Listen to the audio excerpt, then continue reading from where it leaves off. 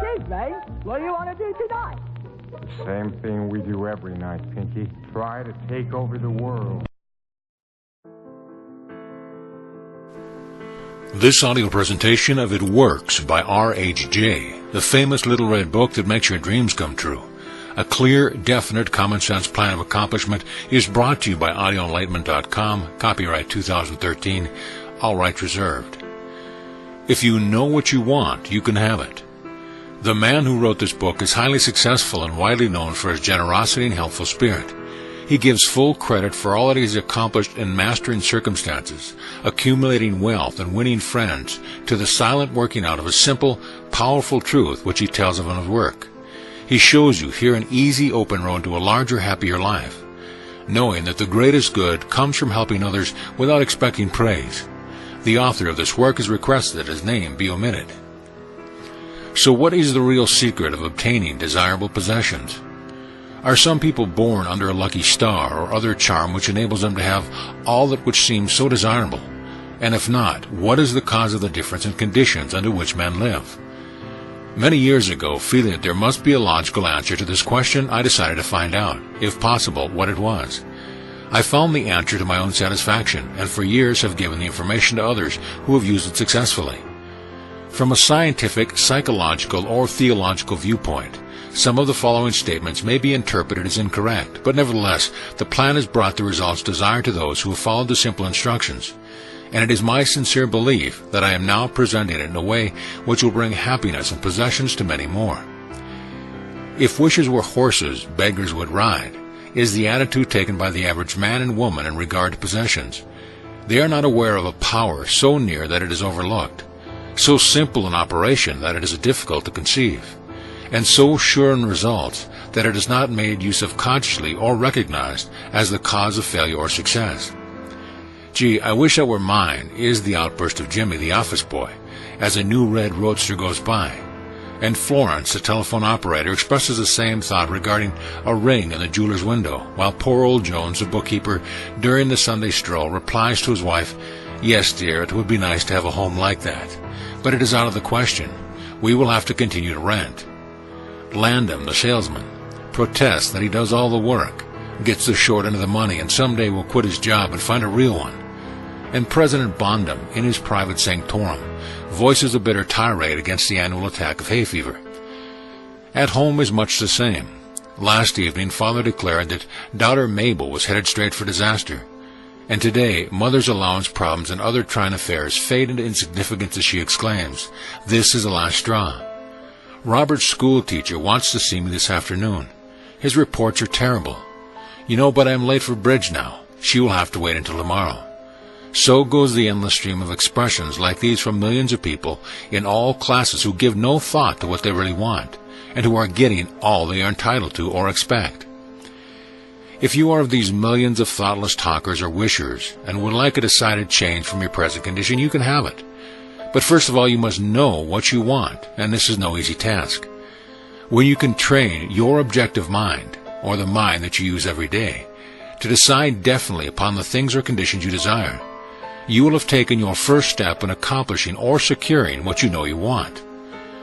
To get what you want is no more mysterious or uncertain than the radio waves all around us. Tune in correctly and you get a perfect result. But to do this, it is of course necessary to know something of your equipment and have a plan of operation. You have within you a mighty power, anxious and willing to serve you, a power capable of giving you that which you earnestly desire. This power is described by Thompson J. Hudson, Ph.D., LL.D., author of The Law of Psychic Phenomena, as your subjective mind. Other learned writers use different names and terms, but all agree that it is omnipotent. Therefore, I call this power Emmanuel, or God in us. Regardless of the name of the great power, or the conscious admission of a God, the power is capable and willing to carry to complete and perfect conclusion very earnest desire of your objective mind. But you must be really in earnest about what you want. Occasional wishing or half-hearted wanting does not form a perfect connection or communication with your omnipotent power. You must be in earnest, sincerely and truthfully desiring certain conditions or things, mental, physical, or spiritual. Your objective mind and will are so vacillating that you usually only wish for things, and the wonderful capable power within you does not function properly. Most wishes are simply vocal expressions. Jimmy, the office boy, gave no thought of possessing the red roadster. Landham, the salesman, was not thinking of any other job or even thinking at all. President Bondham knew that he had hay fever and wasn't expecting it. Father's business was quite successful, and Mother no doubt brought home first prize from the bridge party that day. But they had no fixed idea of what they really wanted their children to accomplish, and were actually helping to bring about the unhappy conditions which existed. If you are in earnest about changing your present conditions, here is a concise, definite, resultful plan with rules, explanations, and suggestions. The plan. Write down on paper an order of their importance to things and conditions you really want. Do not be afraid of wanting too much. Go to the limit in writing down your wants. Change your list daily, adding to or taking from it, until you have it about right. Do not be discouraged on account of changes, as this is natural. There will always be changes and additions with accomplishments and increasing desires. 3 positive rules of accomplishment. 1. Read the list of what you want 3 times each day, morning, noon, and night. 2. Think of what you want as often as possible. 3. Do not talk to anyone about your plan except to the great power within you, which will unfold to your objective mind the method of accomplishment. It is obvious that you cannot acquire faith at the start. Some of your desires, from all practical reasoning, may seem positively unattainable, but nevertheless, write them down on your list in their proper place of importance to you. There is no need to analyze how this power within you is going to accomplish your desire. Such a procedure is as unnecessary as trying to figure out why a grain of corn placed in fertile soil shoots up a green stalk, blossoms, and produces an ear of corn containing hundreds of grains, each capable of doing what that one grain did. If you will follow this definite plan and carry out the 3 simple rules, the method of accomplishment will unfold quite as mysteriously as the ear of corn appears on the stalk, and in most cases much sooner than you expect. When new desires, deserving position at or at the top of your list, come to you, then you may rest assured you are progressing correctly. Removing from your list items which at first you thought you wanted is another sure indication of progress. It is natural to be skeptical and have doubts, distrust, and questioning. But then these thoughts arise, get out of your list, read it over, and if you have it memorized, talk to your inner self about your desires until the doubts that interfere with your progress are gone. Remember, nothing can prevent you having that which you earnestly desires. Others have these things, why not you? The omnipotent power within you does not enter into any controversial argument. It is waiting and willing to serve when you are ready. But your objective mind is so susceptible to suggestion that it is almost impossible to make any satisfactory progress when surrounded by skeptics. Therefore, choose your friends carefully and associate with people who now have some of the things you really want. But do not discuss your method of accomplishment with them. Put down on your list of wants such material things as money, home, automobile, or whatever it may be, but do not stop there. Be more definite. If you want an automobile, decide what kind, style, price, color, and all the other details, including when you want it. If you want a home, plan the structure, grounds, and furnishing. Decide on location and cost. If you want money, write down the amount. If you want to break a record in your business, put it down. It may be a sales record. If so, write out the total, the date required, then the number of items you must sell to make it. Also list your prospects and put after each name the sum expected. This may seem very foolish at first, but you can never realize your desires if you do not know positively and in detail what you want and when you want it. If you cannot decide this, you are not in earnest. You must be definite, and when you are, results will be surprisingly and almost unbelievable. A natural and ancient enemy will no doubt appear when you get your first taste of accomplishment. This enemy is discredit, in form of such thoughts as, "It can't be possible. It just happened to me. What a remarkable coincidence." When such thoughts occur, give thanks and assert credit to your omnipotent power for the accomplishment. By doing this, you gain assurance and more accomplishment, and in time prove to yourself that there is a law which actually works at all times when you are in tune with it. Sincere and earnest thanks cannot be given without gratitude, and it is impossible to be thankful and grateful without being happy.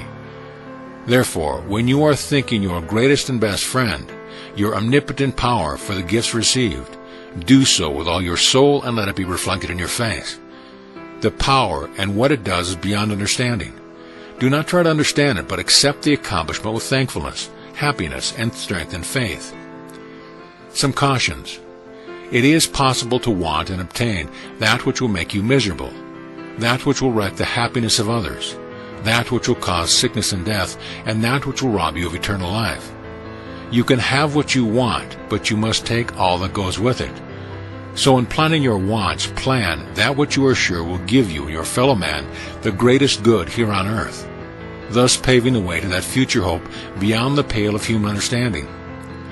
This method of securing what you want applies to everything you are capable of desiring, and the scope being so great, it is suggested that you first list consist of only those things of which you are quite familiar, such as an amount of money or accomplishment or the possessions of material things.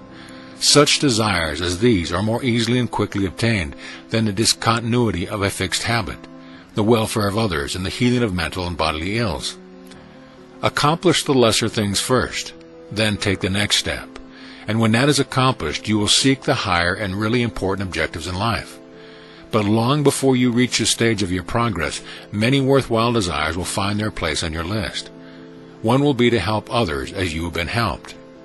Great is the reward to those who help and give without thought of self, as it is impossible to be unselfish without gain. In conclusion, a short while ago, Dr. Emil Cui came to this country and showed thousands of people how to heal themselves. Thousands of others spoofed at the idea, refused his assistance, and are today where they were before his visit. So with the statements and plan presented to you now. You can reject or accept. You can remain as you are, or have anything you want. The choice is yours. But God grant that you may find in this short volume the inspiration to choose aright, follow the plan, and thereby obtain, as so many others have, all things, whatever they may be, that you desire. Read or listen to the entire book over again, and then again. Memorize the 3 simple rules. Test them now on what you want most this minute. This book could have extended easily over 350 pages, but it has been deliberately shortened to make it as easy as possible for you to read, understand, and use. Will you try it? Thousands of better lives will testify to the fact that it truly works. Note from the author. Dear reader, the great possessions of life are all gifts mysteriously bestowed: sight, hearing, aspiration, love, or life itself. The same is true of ideas. The richest of them are given to us, as for instance, the powerful idea which this book has given you. What are you going to do with it? Are you surprised when I tell you the most profitable thing you can do is to give it away? You can do this in an easy and practical way by having this book sent to those you know who need it. In this way, you can help in the distribution of this worthwhile effort to make the lives of others better and happier. You know people who are standing still, or worried and discouraged. This is your chance to help them help themselves. If you withhold this book from them, you will lose the conscious satisfaction that comes from doing good. If you see that they get this book, then you put yourself in line with the law of life, which says, you get by giving, and you may rightly expect prosperity and achievement. At the very least, you will have the inner sense of having done a good deed with no hope of being openly thanked, and your reward will come securely in added power and larger life. The author.